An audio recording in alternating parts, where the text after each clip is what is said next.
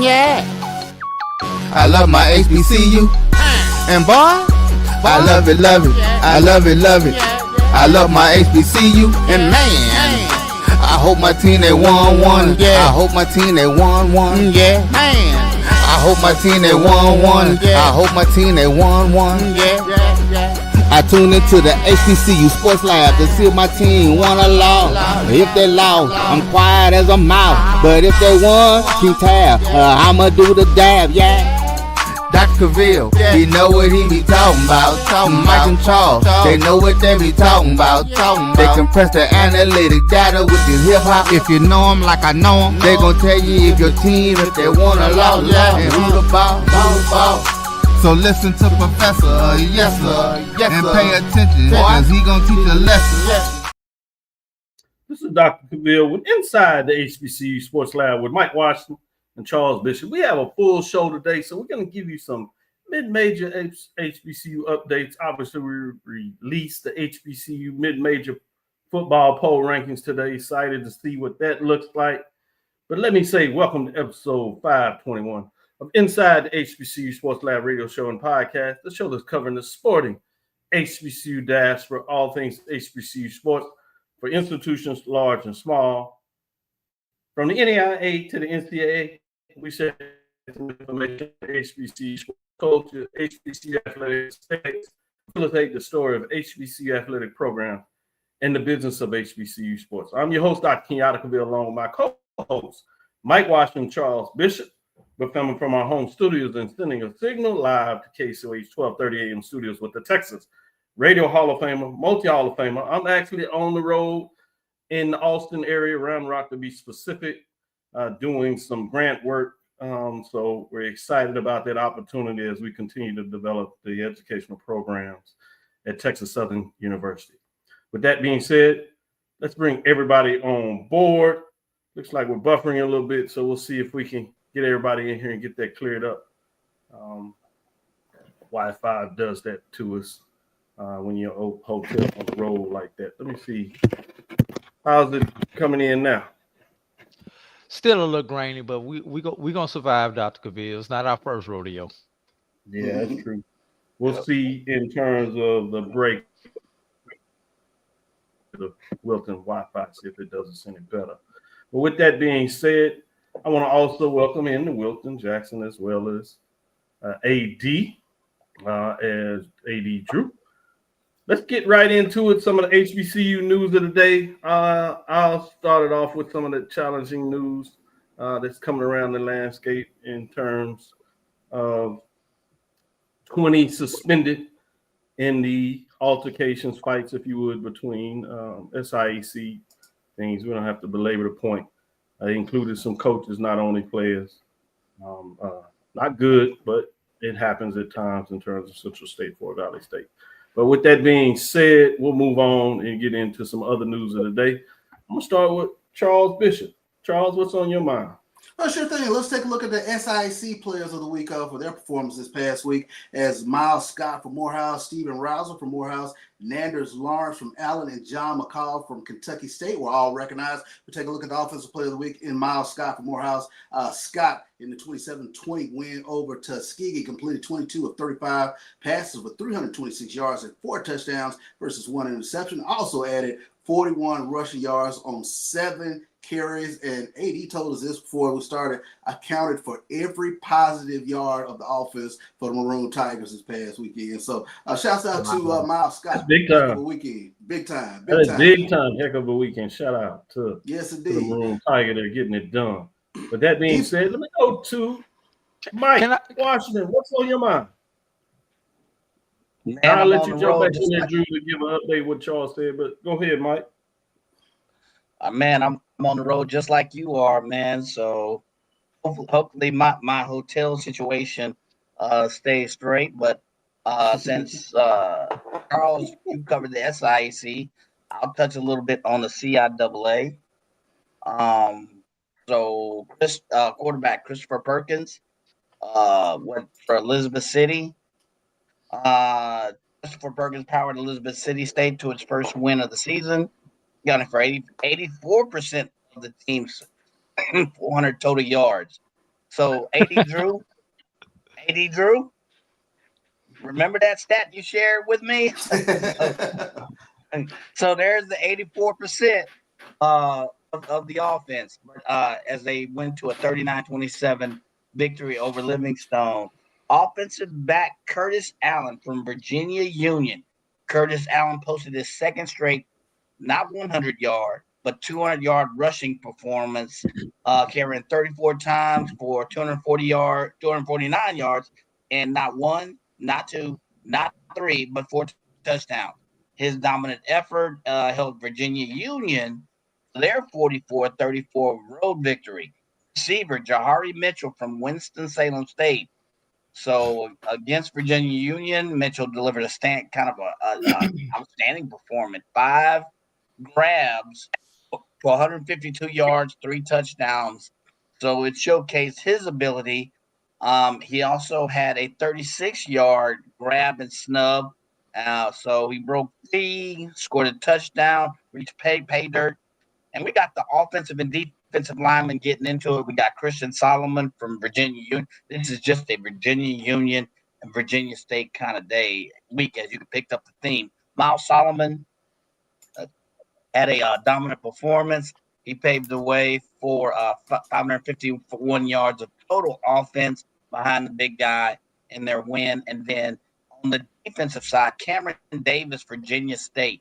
Cameron Davis anchored that defense with a standout performance that showcased a dynamic performance, but topped by 13 tackles, including 1.5 for loss, a sack, and a forced fumble. So nice job for there. And last but not least, linebacker Vincent Hill from Johnson C. Smith turned in a strong performance, 10 tackles, 4 solos, 6 assisted, and was a disruptive force in their game for sure. So I think I have one more that I'll cover. I'll pass on special teams. John Hernandez Vargas from Fayetteville State was a standout special teams and Fayetteville State's win over Bowie on October 4th, using our consistency, of course, all of the great fluffy words. But he had 7 kickoffs for 414 yards and a 59, an average of 59.1213 yards per kick return. So great job for Mr. Hernandez Vargas. I like where he rolled those little R's pretty good, Mike. I know your trips down to Mexico working out. My Spanish and Portuguese tutor, they would be impressed. I wish they could have heard this tonight. So yeah, we have to send it to him. All right, Drew. I know you wanted to not only give you HBCU news of the day, but you also wanted to comment on some other news. I'm gonna leave my time for the HBCU. I'm gonna yield that to Wilton, but I do want to add to what Charles had mentioned, and I need to put this in a little bit of perspective about the Morehouse selection for players of the week. For the first time since 2012, and we don't talk Morehouse football too often, not only on this space but in any space. So I am going to take my moment with the mic to talk Morehouse football. So for the first time since 2012, Morehouse has 2 simultaneous players of the week in the same week. That's number 1. Okay. Number 2, for the stat nerds, Mike Washington, Miles Scott total 362 yards of offense. That was 326 passing. 367 yards of offense. 326 passing, 41 yards on the ground. As a team, Morehouse gained 362 yards of offense. Last time I checked, 367 was more than 362. So individually, he accounted for 101% of Morehouse's offense. How's that mathematically possible? I don't know, but we damn so just did it. And I've been asking everybody who I know who's been around football a lot longer than I have you ever seen a single individual account for more total yards of offense than the team has? I have yet to find someone who can do that. I'm not saying it's never happened, but I just haven't found anybody who can give me an occurrence of when that has happened. It's pretty big, and it works out like that in the college game uniquely, where you take in the sacks and loss of yardage. So, but it's a fascinating point, and one for the record book. Somebody's going to get that on a Morehouse trivia, and they're going to win a lot of money. So they need to thank you, Drew. With that being said, exactly. Chief, you wrong for that. It's all good. That's what happens when you walk into class a little fresh because you moving around trying to make sure you get things done. And it's the privilege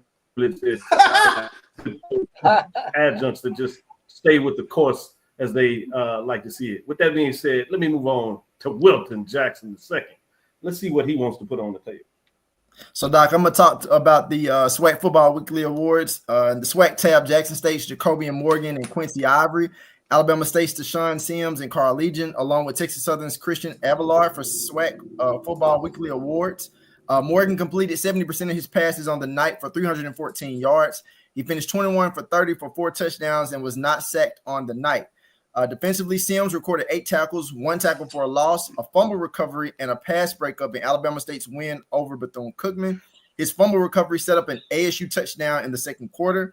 From a special teams standpoint, Avallard went 3 for 3 on field goals as he connected on distances of 44, 39, and 18 yards during Texas Southern's win against Arkansas Pine Bluff. As far as co-newcomer of the week, Legion rushed for 59 yards on 6 carries and 2 touchdowns against BCU. His 2-yard second quarter scoring run gave Alabama State a 24-7 lead, and his 2-yard third quarter touchdown put Alabama State up 38-14. And then Ivory finished the game with 10 tackles, including a tackle for a loss during Jackson State's win against Alabama A&M.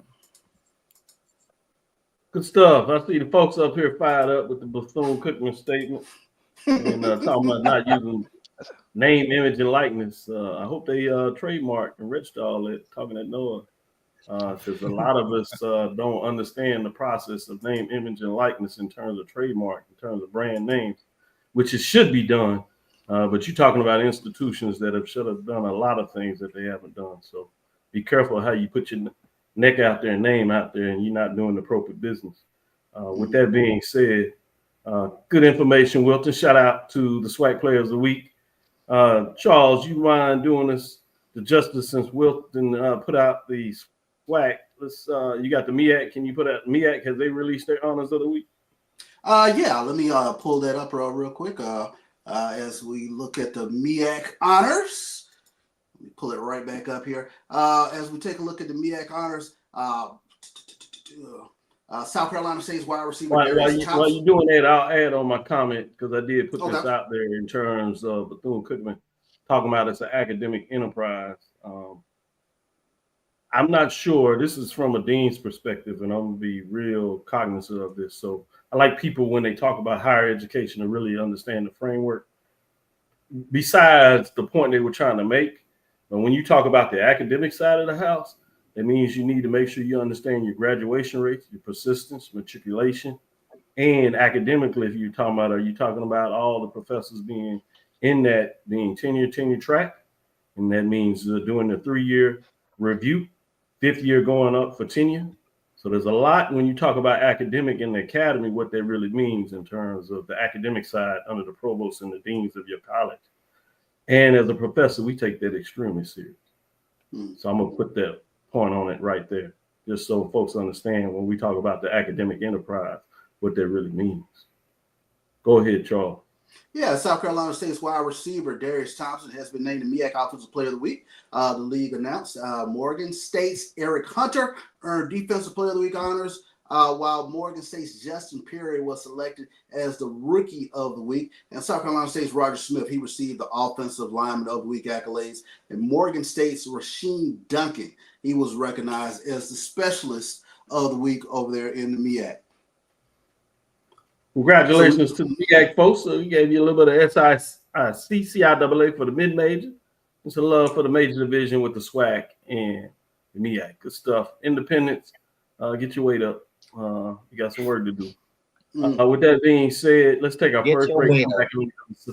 Like you talking about some dealers. Get your weight up. We gonna get you in prime time. Get your weight up. Exactly. Let's take our first break and come back on the other side, but might get me in trouble. Hello, my name is Jeremiah Williams, a defensive lineman, and I am a proud member of Jackson State University Tigers football team. Me and my team are visiting Las Vegas, Nevada for the HBCU Las Vegas Classic. We would love to dine at Chick-fil-A located at 9830 West Flamingo Road. I encourage you to do the same for great food, fantastic dining experience. The owner and operator, Ron Peterson, a graduate of Prairie View A&M University, will be excited to have you as a guest. Go Tigers, go Swag, and eat more chicken. Yeah. I love my HBCU. And boy, I love it, love it. ESPN Events presents Red Lobster Band of the Year, a title reserved for elite HBCU marching bands. A season-long competition that culminates in Atlanta on Friday, December 12th. Drum majors, percussion, drill, auxiliaries, musicality. All aspects will be examined by the toughest judges in the world of college bands. 4 will qualify for the big stage, where national champions will be crowned. Follow us on social media for rankings updates throughout the season. And join us in Atlanta on December 12th. For event and ticket information, visit bandoftheyear.com. Compress the analytic data with the hip hop. If you know them like I know them, they gon' tell you if your team, if they wanna lose, and who the ball. So listen to Professor, yes sir, and pay attention, cause he gon' teach a lesson. Then these folks got the band directors that used to be the former band directors of their own institution doing the job. Killing your own people. Make it make sense. I just gotta keep it real. Now, if you come out there and you make some sense, I'm with you. But these are the folks that you tell us to celebrate in terms of the HBCU world. They're judging your contest and telling you where you might not be as strong as you supposed to be. And all of a sudden now, band is not a marching sport. Now, which culture you gonna be? Now, one time it was the band marching sport and it's all that, and we supposed to be in there competition. Now you just talking about you want to be the musical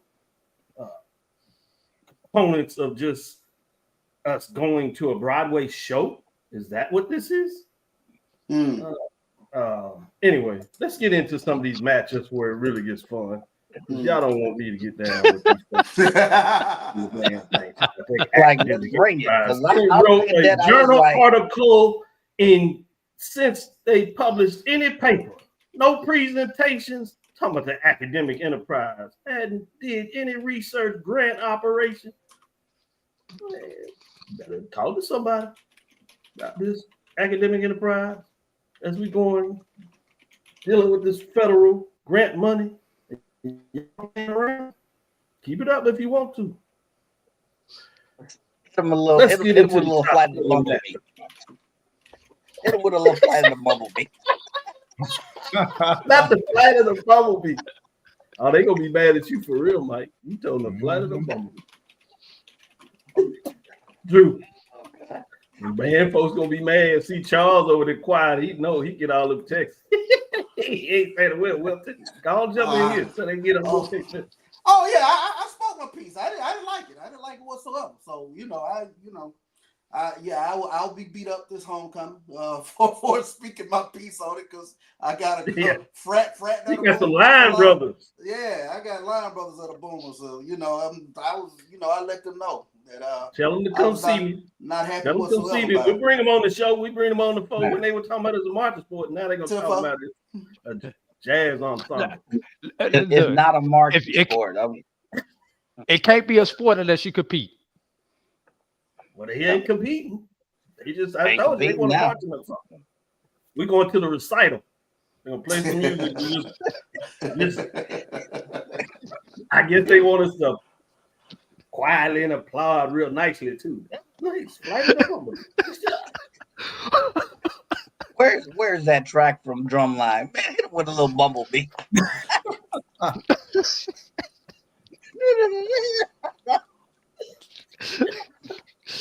We would play it. We would play it, but they hit us on YouTube. They mark it. It was like, man, we were just playing. All right, let's get into these matchups. Hey, Doc, Benedict. last thing. I hear You know, Tell me. when we start rolling our instruments onto the field instead of taking them out onto the field, then we know we have totally regressed. You're right. Absolutely right. Let's go with that. Benedict score 38-28. Benedict over Allen. They keep running up and getting it done. They improved to 5-0, 4-0 on the season. Well, let me say this is week 4 matchups. Top 7. Let's see who of these teams stay in the top 7. See if we have any changes. Getting into the number 1 ranked team, Benedict, and their matchup against Allen as they got things going last week. They defeated Allen 38-28 as they continue to get stuff done. Allen falls to 2-4, 2-2 on the season.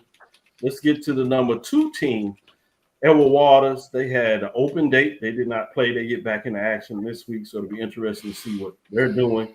They stay at 4-1 and 3-0 on the season. Moving us to number 3, big time matchup here. It was a top 10 matchup. Virginia Union has, since that loss, they went on the road to what is now the number 2 team, Edward Waters. They've won a couple of games in the CIAA, and they're playing some good football. They improved to 4-1, 2-0, dropping Winston-Salem State to 3-3, 1-2. So we know Stephen A. Gaither is not happy about that. 44-34 in terms of those matchups. Let's get into our next game on here is number 4, I believe, which is Johnson C. Smith. They have rebounded pretty well. Since that loss to Virginia Union, they have improved to 5-1, 2-1 in the race. Virginia State had got that victory during that same weekend when Virginia Union took down Johnson C. Smith, has slid a bit.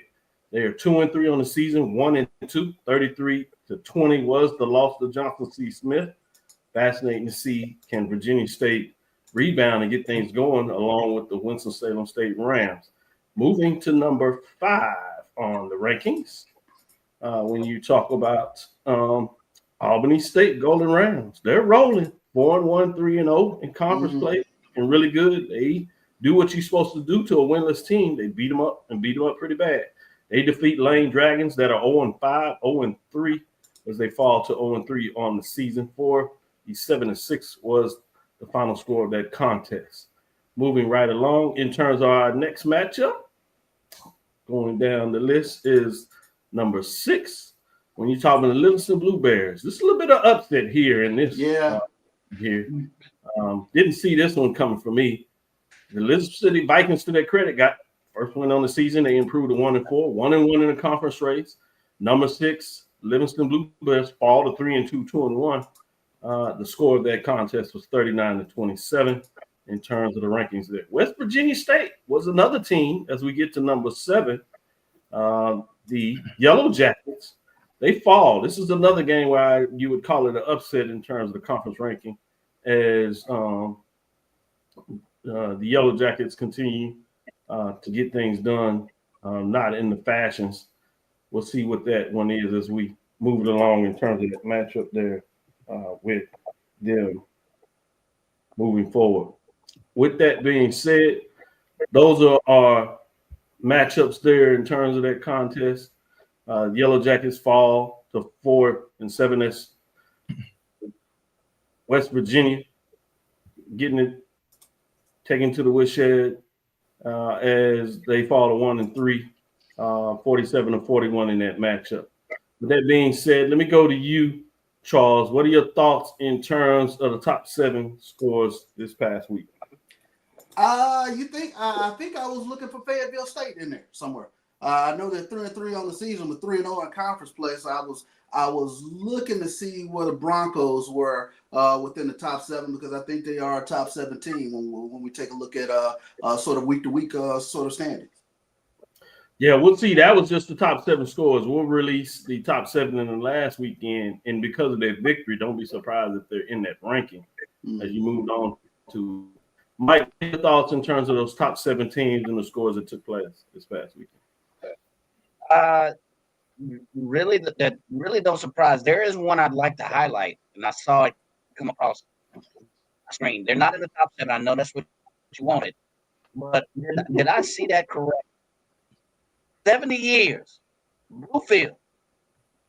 70 years.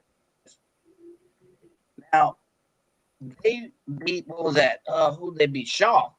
I don't know if this is an indication on Shaw, which used to be that team, but they basically had a win, their first win in 71 years.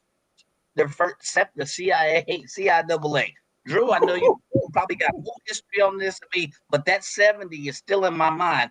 Now, they left football for about 3 or 4 decades, but still, 70 years. They now posting a CIAA win over Shaw, which, God, it could play football at some point because they used to be a top. So, no, I don't have any concerns or really big surprises with your at least this week, but that stuck out to me. I know it's not a top 7, but man, 70 years. Bluefield, West Virginia. Wilton, in terms of those top 7 scores that took place this week, any score of the top 7 stood out to you? Yeah, I actually have 2 games I kind of want to mention. I was very shocked that Livingstone lost to Elizabeth City State. That's not one that I actually saw coming. I know there had been some rumblings about, Elizabeth City State potentially, striking an upset, at some point throughout the season. But I didn't think it was going to come against Livingstone. I think the game that I kind of had on my radar that I was watching was to see how Coach Flowers was going to get Johnson C. Smith to go up against, obviously with going up against Virginia State and Coach Frazier and what that game was going to look like. So I was glad to see that Johnson C. Smith pulled out the victory because I felt like this was a strong test for them. I think you made excellent points. I had the same thoughts when I saw the score. I was like, ooh, what happened? That kind of shook me a little bit there. Going to you, Drew. In terms of the top 7 scores, anything stood out to you? I'm just a step off script. I got to leave the top 7 alone. Nothing really shocked me, but I've got to take a point of personal privilege and talk about my alma mater, my second alma mater, who we put BTA on this past Saturday. It took 100 years for Tuskegee to get lights and to turn lights on in Cleve Abbott Memorial Alumni Bowl. Yes. And since the lights have came on in Alumni Bowl, the lights have gone out on the season. Tuskegee has not won a game since they flipped that light switch against Central State and turned the lights on in the stadium. I just have to point that out to everybody out there. So, that's I think we need to go back to day football, Tuskegee. That's all I'm gonna say. Yeah, if it ain't broke, don't fix it. Your takeaways: 100 years, lights in the stadium, and now they're getting thrashed. And then 70 years, and they finally get a CIAA win. Boy, me and Drew both off script. I think they're excellent points. You're not too off the line today. But that being said, let's take our second break. Come back on the other side. We're going to get into the top 7 to see if Fayetteville State that Charles spoke about, did they jump in the top 7? See if he's still going to be mad or not after this break. This is the Dean of the College of HBCU Sports, Kenyatta Cavil of Dr. Cavill's Inside the HBCU Sports Lab with Mike Washington and Charles Bishop. Come mix it up in the lab where the course lecture is in session every Tuesday from 6 o'clock p.m. Central Standard Time on Facebook Live, YouTube Spreaker, or the BCSN app, as we discuss all things about the HBCU sports culture, including exploring the week that was in the sporting HBCU diaspora, as well as the upcoming week of HBCU sports. With me, the Dean, the College of HBCU Sports, on Dr. Cavill's Inside the HBCU Sports Lab with Mike Washington and Charles Bishop. Course lecture dismissed.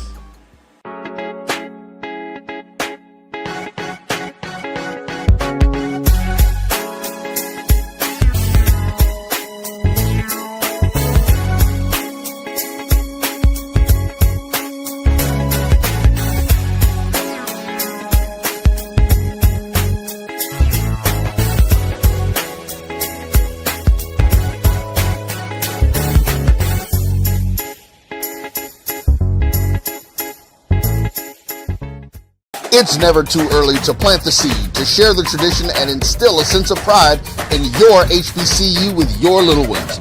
HBCU Pride and Joy Children's Boutique helps you share your school spirit with a wide selection of adorable kids apparel and accessories officially licensed from your favorite HBCU. Visit hbcupridejoy.com and follow us on all social media at HBCU Pride Joy on Facebook and Twitter. For over 30 years, HBCU Image has been more than just an apparel store. We've been a movement, a statement, a legacy.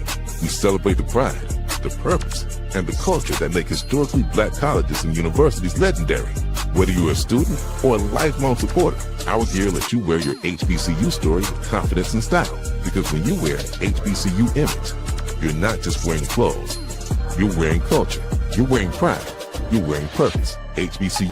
College football fans, the Cricket Celebration Bowl is celebrating 10 years of crowning an HBCU national champion. A champion will rise at Mercedes-Benz Stadium on December 13th as the MEAC and SWAC champions clash in Atlanta. Join us for championship football, interactive fan experiences, and iconic marching bands. It's an HBCU family reunion that you don't want to miss. See who will be crowned the next HBCU national champion. For event and ticket information, visit thecelebrationbowl.com. Compress the analytic data with your hip hop. If you know them like I know them, they gon' tell you if your team, if they wanna lose, and who the ball. So listen to Professor, yes sir, and pay attention, cause he gon' teach a lesson. This is Dr. Cavil with Inside the HBCU Sports Lab with Mike Washington, Charles Bishop, AD Drew, and Wilton Jackson II, giving you updates in episode 721. For the mid-major division, it's time to provide the rankings, if you would, for the mid-major institutions. Let's see what that looks like in terms. Yes. Before we go, can you answer this question quickly for Emmett? What did he say? AD Drew is Bluefield State University, only predominantly white HBCU, and are the administrators primarily white or black? I don't know about the administrators. You also have to look at West Virginia State University. Both of them in West Virginia, where they have large populations, significant populations, where they actually outnumber what we would refer to as black or African American students. Another one that is similar to that is Lincoln University. So there's a couple of HBCUs that have the designation of historically black college universities that no longer have a population that mirrors that nomenclature. And remember, the nomenclature for HBCUs, unlike Chicago State, what a lot of folks refer to in terms of the vernacular of HBCU when it's really predominantly black institution, similar to what you may hear when people talk about Hispanic serving institution. But from that perspective, when you think about HBCUs, it's a designation for institutions that receive the federal legislation in terms of who they serve, never the only people to serve, but who they were created to serve from that framework. So excellent question. Moral Land Grant Act. Correct. In terms The of moral, phase 1 and phase 2 of the Moral Land Grant Act really is what designated a lot of the HBCUs because of their funding. So, right, which is a federal designation, correct, not just a cultural designation that we use now to talk about the framework of it. So I'm glad that you asked that question and saw some clarity. Excellent point in terms of what that looks like. Getting into the top 7 unveiled, let's look at the team that dropped out. We jumped in the poll last week and they jumped right out this week. Y'all said this as much. I thought they'd stay for at least 2 weeks, maybe even 3 when you looked at the schedule, but they couldn't handle the success. The West Virginia State, the Yellow Jackets, they fall out. They're still at 3-2 and 2-1, having a solid season. Even winning in the conference race, but they drop out this week in week number 5. Let's see who's receiving votes. Sorry, Charles. Didn't make it into top 7. Your Fayetteville State Broncos, but they're right on the cusp. So we are understanding that they are doing well. They are getting it done where it counts in terms of conference play.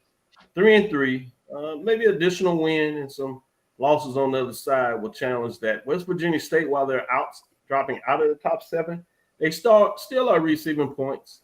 3-2 in votes, if you would. 2-1 in terms of what they look overall. And then you have the Winston-Salem State Rams, even with their tough loss, for the last couple of weeks. They find a way to stay right in the margin.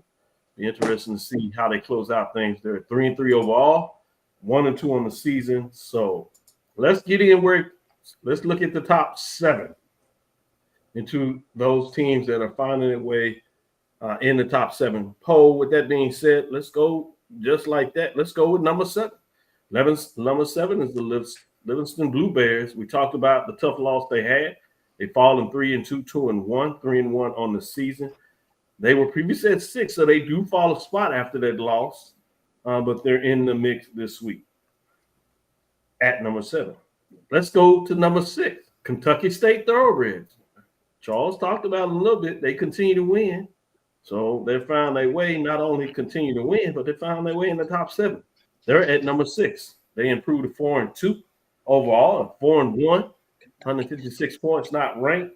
We get a little different indication when we think mid-major division. This is the Kentucky State that all but had a win against Grambling until they didn't have a win. But it gave you some indication that how talented this team is. They're in the race. It'll be interesting to see down the stretch how much can they make it count. Moving on, we're going to stay in the SIAC. As we move to number 5, it is Albany State Golden Rams that are really playing some football, good football, with their 4-1. For if you take a half of a game, you really would think twice about the Golden Rams. But you got to play a full football game. They stepped up in competition, went on the road to Tallahassee, couldn't quite get the win. But in terms of what they're doing in the SIAC, they're getting it done as they are 3-0, 160 points. They stay at number 5 because a lot of teams above them continue to win as well, meaning let's look at number 4. Number 4 is the Johnson C. Smith Golden Bulls. Bulls are 5-1 overall, 2-1 on the season, 165 points. They do not move this week, though. They stay at number 4.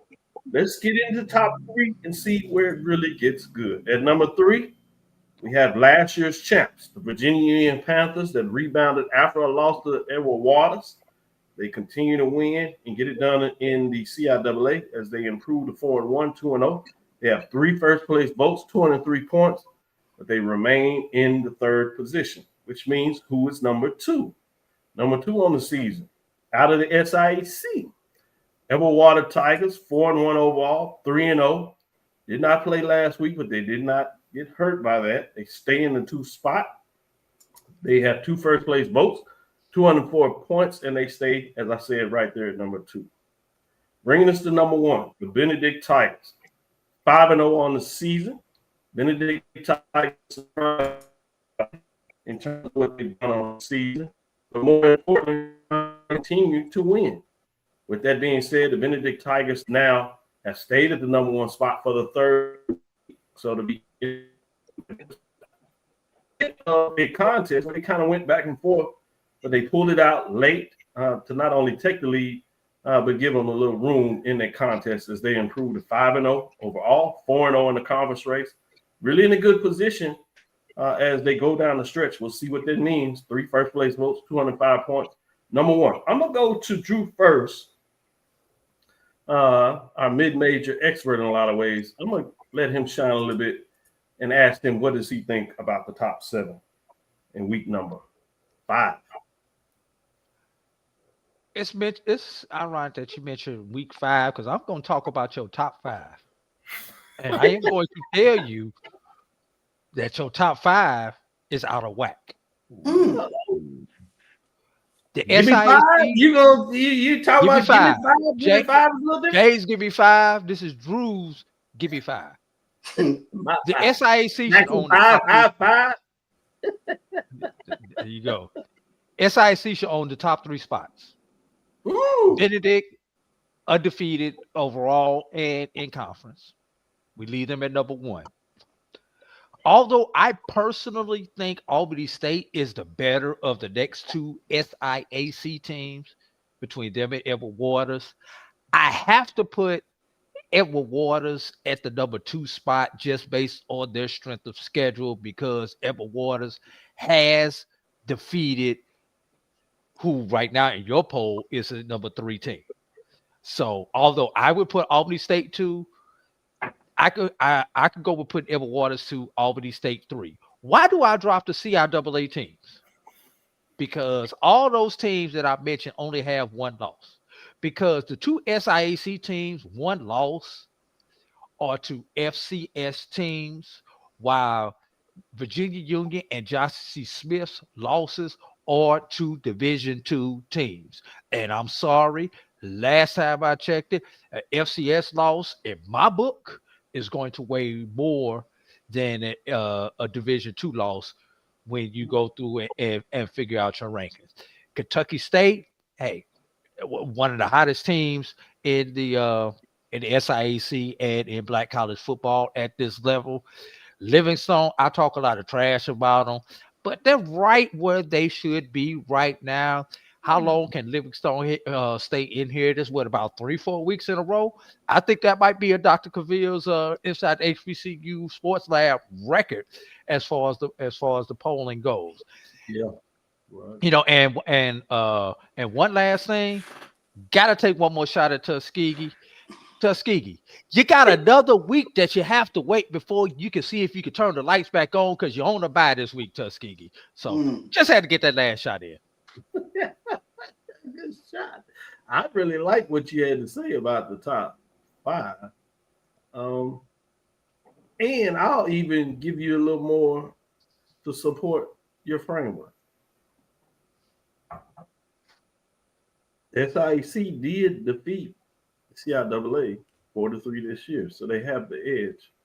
So the football business is back in the SIAC. Shout out to Dr. Holloman, commissioner of the SIAC, because he wears that proudly. And they're putting in some work. It'll be interesting to see as it goes down the stretch. We've seen some of the top teams fight it out with the CIAA, so we'll see if that changes out as they get on the road. I think you make a lot of points, again, week to week, so there's some arguments there. But I always see the framework and the formula in this ranking talks about in terms of a team, whether they're not playing or do they continue to win. So sometimes it's harder to jump some teams. I will kind to get this opportunity that I'm working to add some components to this where we'll start looking at the matchups going down the stretch and see if we can get some algorithms to talk about who should win games. Thinking about Kyle Mosley and what he brought to the table last week in terms of the major division. We're in conversations to create a partnership, talking about what that would look like at the major division and mid-major division. So as this team, as we release major division polls on Sunday, major division polls on mid-major division polls on Tuesday, I should say. When we get to the contest breakdown, we will look likely add that component to it. So I'm excited. A little early in that, we got to finish off our negotiations, I guess, in terms of what that looks like to get that done. But I think, Drew, you made a good point, so I wanted to bring it to the table. With that, let me not steal the other gentleman's thunder. Let they get in there, and I'm going to go to Wilton Jackson II to see what he has to say about the top 7 and see does he agree with Drew or does he go in a different direction. So, Doc, when I look at the top 7, specifically top 1, 2, and 3, Benedict obviously is the number 1 team for me. I know last week we debated about Edward Waters and Virginia Union, being at 2 and 3, even though Edward Waters has beaten Virginia Union, that close win against Morehouse had, had some of our head, we were scratching some of our head. Have you changed your mind, such as Drew, or number 1 pass in offense at the SIAC? I'm gonna let them. I'm gonna let one thing about this list that I can appreciate is week to week. It ain't the rest of the season, so I'm gonna leave it at that. That's all I'm gonna say on that. I like it. It's a lot more. You don't always have an invitation to this show. It's a lot more games to be played. That's why that's the good thing that I love. A lot more games. Come on, man. Don't do that to get acceptance. Teacher's pet. Whatever. You gotta do what you gotta do, man. Hey, so number 3, Virginia Union is good with me. Johnson C. Smith, Albany State, I'm good there. The only thing that kind of questioned this list is the Livingstone. I actually didn't have them in my top 7. I had them outside looking in. Actually, if I'm not mistaken, I had Fayetteville State kind of sneaking into this top 7. I can see that. Wilton. I'm with you, Charles. Usually I jump on you, but I think you make a good point. I can see it. They're close. So I think you make that argument. I'm with you. We need to take a moment to pause while Wilton goes outside and claps the erasers for the professor. Exactly. You want to clean Doc's desk for him too? I mean, seriously. I'm gonna make Big Mike wait. Over his speed, Brandon. Charles Bishop, let Mike think about it a minute.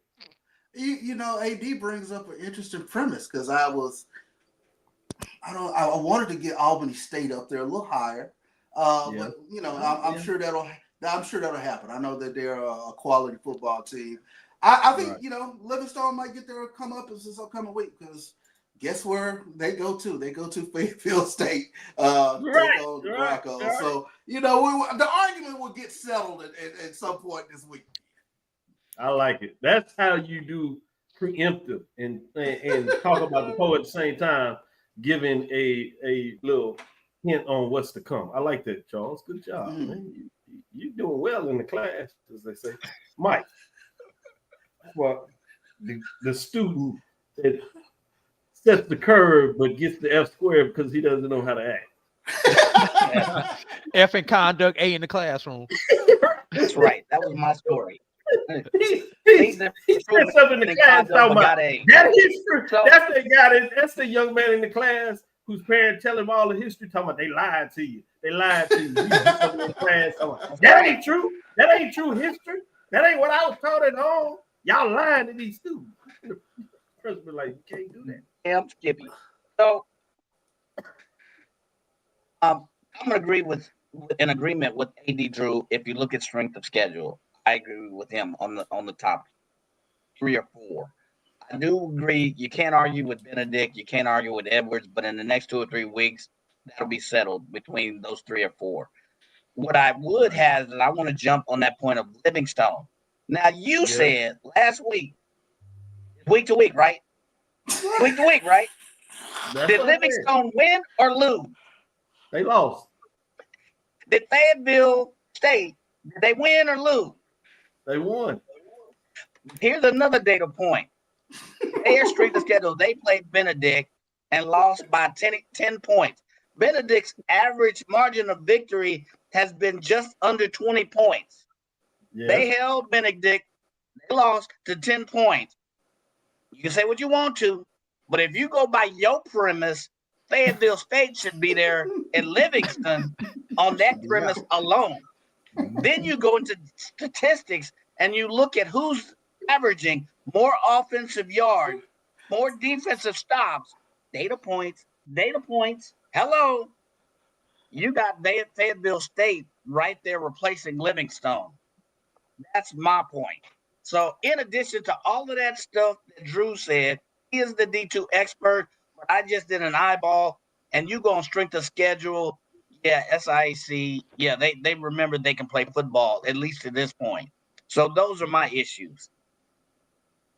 How you like that, Doc? I like it. I like it, honestly. Good things don't last forever. I know the last couple of weeks, you know, I was on the great side with, you know, all the folks saying good poll. I knew it was going to last forever. So I'll let you all win this week in terms of your analysis of the poll rankings. And honestly, you know, I'm going to bring it. You all made excellent points. You know, it's one thing when I can jump back in and be like, you need to work at it. But you all did the work, analyzed, put in data points, put in week to week, did other type of framings. You stated your case, and I must admit, great job. Kudos. So let's take a last break, because I don't want that to be up there too long with everybody hearing it, because it's time to turn the page. We're going to go to the last segment and talk about these matchups to see if y'all can continue to get it right in terms of what will take place next. Be right back after this last break. I'm going to twist us up now. Watch. Exactly. You're looking for the latest information on Southern University sports, the Southwestern Athletic Conference, and HBCU athletics. There's only one place to go. Tune in to the Carlos Brown Show, exclusively on the Black College Sports Network. Planning an event? From weddings to corporate functions, CMJ Events LLC brings over 15 years of experience to make your vision a reality.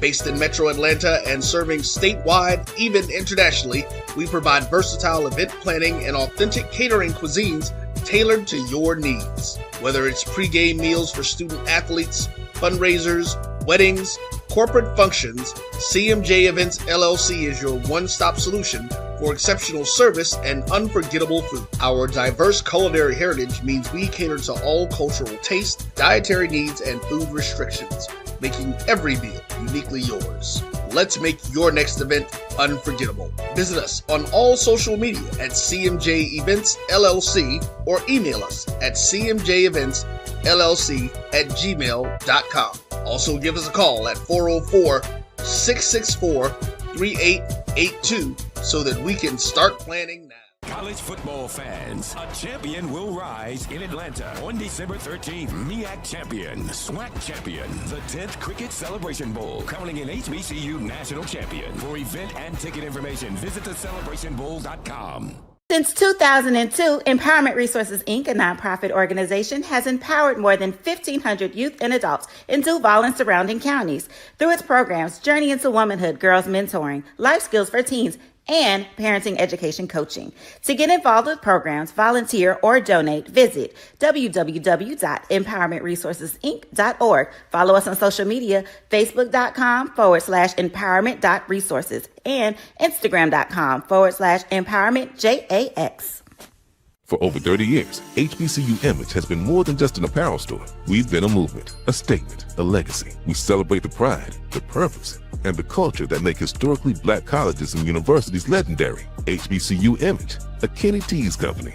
ESPN Events presents Red Lobster Band of the Year. Returning to Atlanta on December 12th, 4 bands will qualify for the big stage, where 2 national champions will be crowned. Follow us for rankings updates throughout the season, and join us on December 12th. For event and ticket information, visit bandoftheyear.com. Hello, my name is Jacoby Morgan, a quarterback, and I'm a proud member of the Jackson State University Tigers football team. When I and my team are visiting Las Vegas, Nevada for the HBCU Las Vegas Classic, we would love to dine at Chick-fil-A located at 9830 West Flamingo Road. I encourage you to do the same for great food and fantastic dining experience. The owner and operator, Ron Peterson, a graduate of Prairie View A&M University, will be excited to have you as a guest. Go Tigers, go SWAC, and eat more chicken.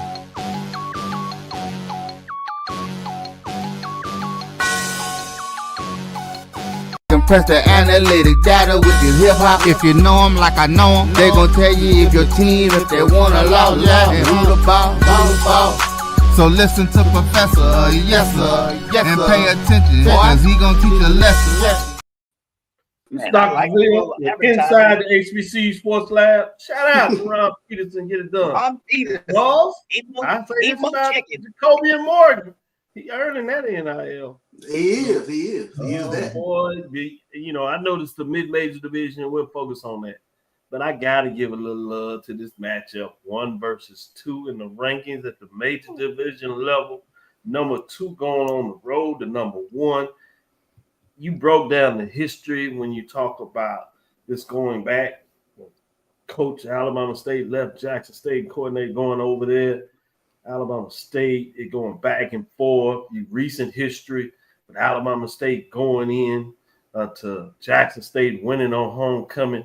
You go back with Prime going down there to Eddie Robb. I mean, a terminology that has been asphyxiated. He ain't SWAC. You got the whole conference. HBCU started putting that on shirts, literally maroon outs. You got patches. In terms of I am SWAC, some versions of that. So this is a quintessential matchup, and I hope people don't miss it. Shout out to Brian and AD as they were talking about this matchup. And the question came up in terms, obviously, the game of the week, maybe game of the year. So I floated out there the game of the decade. I'm just not saying it is. I mean, it needs to be played.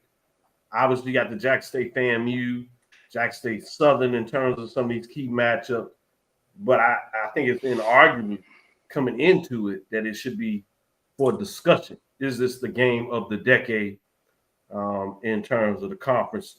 Obviously, that Jackson State matchup with North Carolina Central going to overtime in terms of what that has, it written all over it as a post game. But before we get in these other key matchups, and we will do our love and due diligence for mid-major because they deserve on spotlight, but I'd be remiss if I didn't put a little focus on what should be a significant game of the week. And I didn't even put the final trigger on there as Wilton Jackson II and Charles Bishop are trying to tease me into finding my way to Jackson as his homecoming. And I do need to talk to his LBs, a couple of them, men that I respect, and one that taught me about marching sport. But this is another chance for me to go in on them and make sure they understand that you can't call yourself the marching sport. You can't talk about you being the big king on the hill and you're scared out of competition. I don't understand what that looks like in the HBCU sports world. Cultural affinity. Never mind. We're a sports show, so maybe HBCU band folks don't understand the sporting contest that we talk about in this lexicon, where there's a winner and losers. When I introduced my poll, Charles, come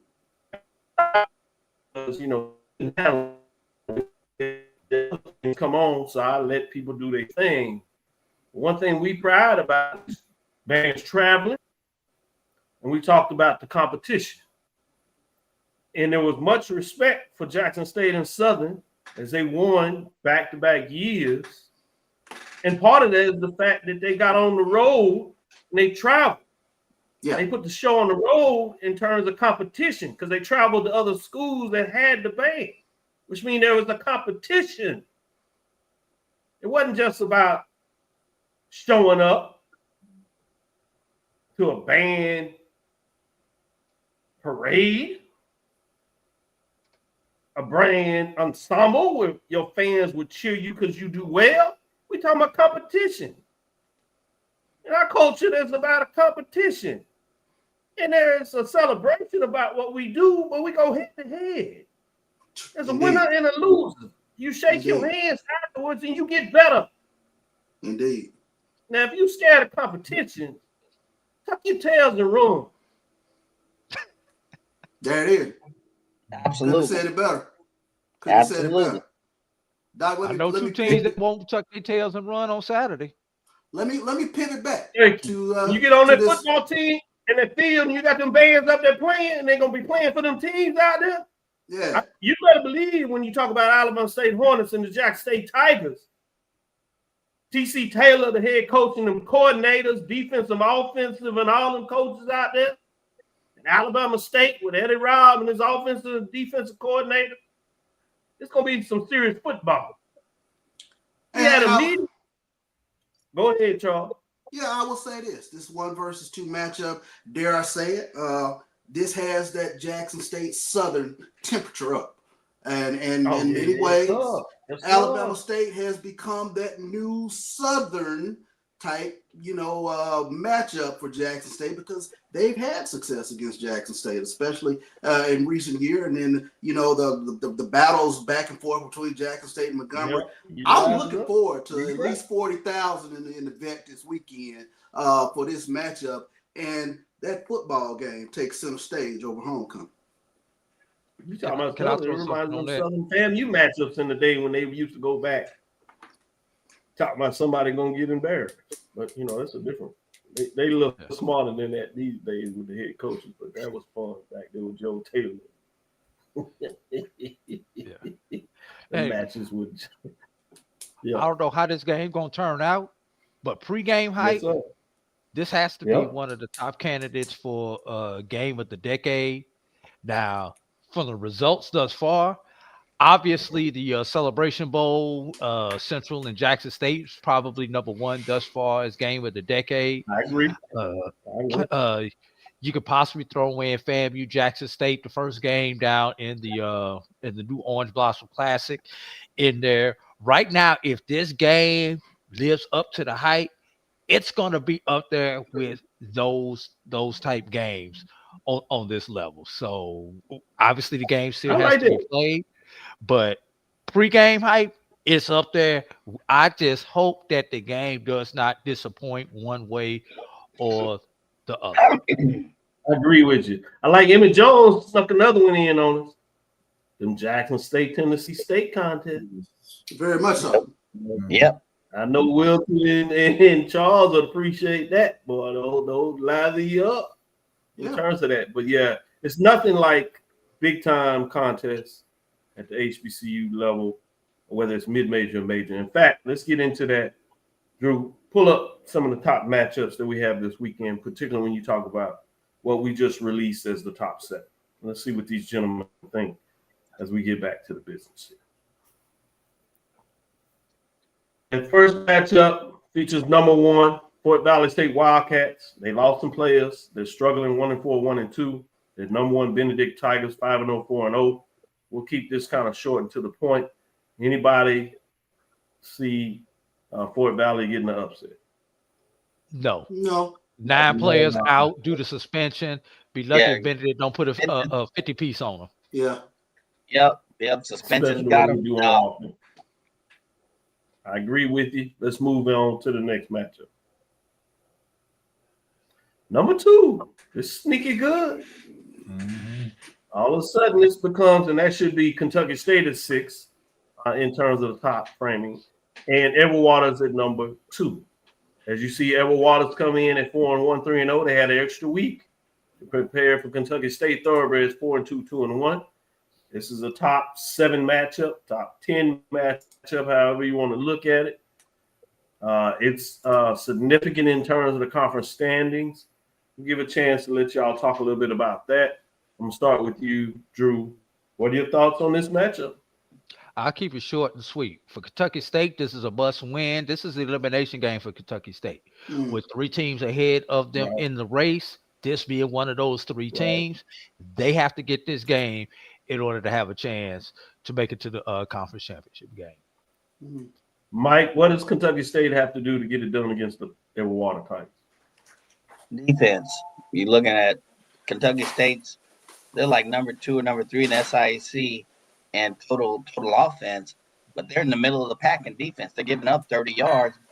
They're gaining 30 points a game, but they're giving up 30 points a game. So their defense is going to have to step up because they're playing a team that's averaging 33 points a game and not giving up a heck of a lot on defense. So if anything, their defense is going to have to play at the top of their game plus some. Good stuff. Wilton, where are you going with this matchup? Can Kentucky State get the upset? I don't think they get the upset. I think they keep it close, but I think it's going to be too much of Noah Biden and Edward Waters. They, like you said, they're coming off of a bye week. They get a chance to get that extra week to prepare. I think they get this game. But I do think if Kentucky State attempts to get this win, they will definitely have to limit the turnovers and really play sound defense and containing Noah Biden in this game. Yeah.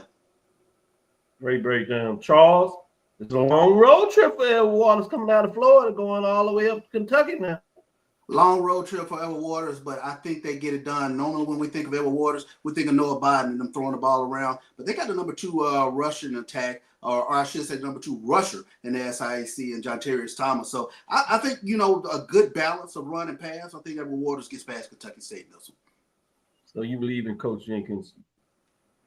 I do. Coach offensive coordinator, Coach Dooley, and Noah Biden. Makes sense. I understand. Let's get to the next one. Number 3, top 10 matchup. This is where it really gets good. The rest of them will kind of float through, but this is another one I want each of you to break down. It's a top 10 matchup. Virginia Union, to me, they're rolling. They're 3-1, 1-0. In a lot of ways, they've been angry since they went to Florida and got that loss. Winston-Salem State has a chance to make a statement, stay in the race. If not, it's pretty difficult. Charles, where are you with this matchup? I had Virginia Union at Elizabeth City State this week. Am I off? Did I mess that up? Yeah. No. It should be Elizabeth City State. Yeah, Elizabeth City State. Still a interesting matchup there. We'll keep it rolling. Virginia Union, Elizabeth City has been struggling, so Virginia Union shouldn't have a problem. Let's go to our next match. They shouldn't, but Elizabeth City. Go ahead, speak on it. You want to say so? Hey, they done played a couple teams tough. They played Johnson C. Smith close. They played Hampton close. Hampton close, you're right. Fayetteville State, who should be at 7. But yet still, they're coming off a victory and they're playing at home.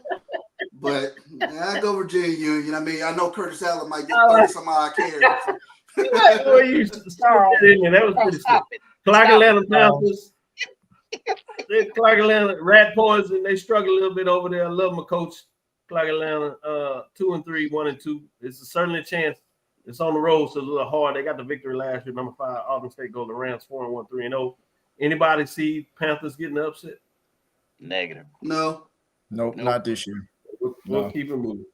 Yeah, I try to give them a little love from my Panthers. You know how I feel about my Clark. I'm trying to get them get some wins so they can go ahead and put the paperwork in to move FCS and join the swag. Along with Tennessee State, but that's a whole different discussion. 7th versus 8. Livingston Blue Bears at Fayetteville State Broncos. Where are y'all with this matchup? This is an important one. 3-0 and 3-1, so you got to find a way to stay in the race. Blue Bears, Broncos. We can talk about the top team.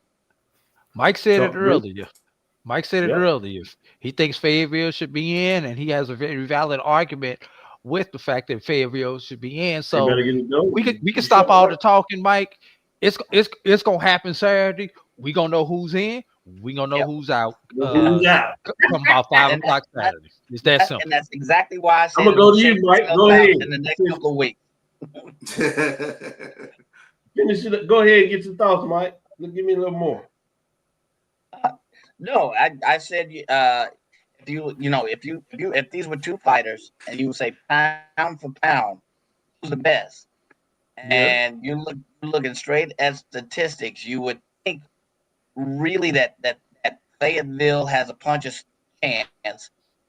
And where am I going with that? I'm looking at how much offense they're trying to do a relative comparison, their strength of schedule to Livingstone. It's hard to do with the scheduling that they have, but I picked Fayetteville State. They're home in this one, so I picked them out. I picked them to win. They have a better performing offense statistically right now through week 5 than Livingstone. They're putting up a few more points. So I got to give Fayetteville State the edge on this one. Good stuff, Mike. Wilton Jackson II, where are you with this matchup? Doc, I'm going with Fayetteville State. You're talking about, Mike kind of alluded to it. They've been balanced on offense, specifically with their running backs and their weapons along the perimeter in terms of their wide receivers. So if you're Fayetteville State, as long as they establish a form of physicality and running the ball and really controlling the clock and limiting Livingstone's big plays, I think they get the win. I think they get the win. I get it. Charles, this is a chance for Fayetteville State Broncos to kind of get back to their winning ways of the last year. Going into the season, we talked about Fayetteville State making that statement. It fell early, but it looks like they're back doing what they do. Can this be their magical run? Will they get the chance to get back to the top of the conference, at least play for a championship? And if they get into it, maybe they can finally change course of direction and take home the trophy. Where are you with this matchup? Yeah, I think Fayetteville State, they keep rolling. I have a great win on the road last week at Bowie State, and I look forward to Damari Daniels in terms of what he's been able to do, both running and pass, and continue to keep things going for the Broncos. So I got the Broncos at home in this one. Good stuff by all of you gentlemen. Appreciate your time tonight. Because I'm on the road, but we found a way to continue to bring it to you. For the listeners, apologize a little bit about the challenge we had with Wi-Fi. But as we try to bring it to you on the road, you know how that goes. This one is the last one. That's number 9, West Virginia State. Yellow Jackets 3-2, 2-1. they certainly should have a chance to get it right and get back to the winning ways. We'll see if it's enough to get them back into the hunt. These gentlemen are not believing in the Yellow Jackets, but they do play Concord Mountain Lions, and this is the one where we actually have Winston-Salem State. They're at number 10. You'll see that they'll probably get back to winning ways, but Stephen A. Will certainly be upset if they don't get it done against the Shaw Bears, 1-4, 1-2. But with that being said, let's call it a show. I want to say thank you for listening to Inside the HBCU Sports Lab. Make sure you share your podcast with your friends and colleagues. I am Dr. Kenyatta Cavil, the Dean of HBCU Sports, coming inside the lab in the College of HBCU Sports with Mike Watson and Charles Bishop. Again, we want to thank you for listening to Dr. Bill's Inside the HBCU Sports Lab every Tuesday and Thursday. We'll be back on Thursday with the show, and on Sunday at 9 a.m., where we'll get to break down at least the game of the week, if not more, on Sunday, and we'll see whether Charles continues to smile, Wilton as well. Does Mike have something to say? You know, Drew will be here giving an update. We'll look forward to next week as we discuss the latest news in the lab. That will be Thursday. Follow me, Dr. Kenyatta Cavil. That's DrKenyattaCavil. That's Threads, Facebook, and Instagram. Charles, you know how to. Inside the HBCU Sports Lab 1 on Facebook, Inside the HBCU Sports Lab on YouTube. Wilton, Charles, don't have too much fun in Jackson. You know, I'm still looking at my calendar. Find a way to purchase a ticket. So, Charles, don't get mad if I call you and take a detour. Pick me up at the airport. I got you. Yeah, so, appreciate it. I'm hosting a lot of people this weekend.